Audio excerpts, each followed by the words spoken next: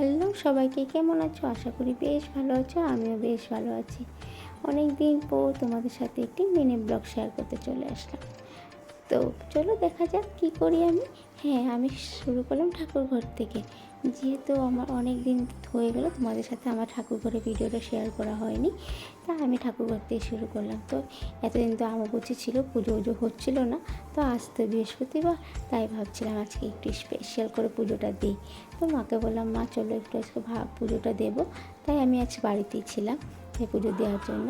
দেখো আমি এখন সিন্নি বানাচ্ছি। তো দেখো আমি তো এত ভালো করে পারি না, মাকে জিজ্ঞাসা করে করছিলাম। যদি কোনো ভুল ত্রুটি হয় দেখে কিছু বলো না, কমেন্টে বলে দিও যে এরকম হয়েছে, ঠিক আছে? তো আমি এতটা পারি না। তো আমি একটা কথা বলবো যে ফেসবুকে যে সবার পাশে থেকো, সবাই হিংসা করো না। দিন দিন দেখছি ফেসবুক একটি হিংসার প্ল্যাটফর্ম হয়ে দাঁড়িয়েছে।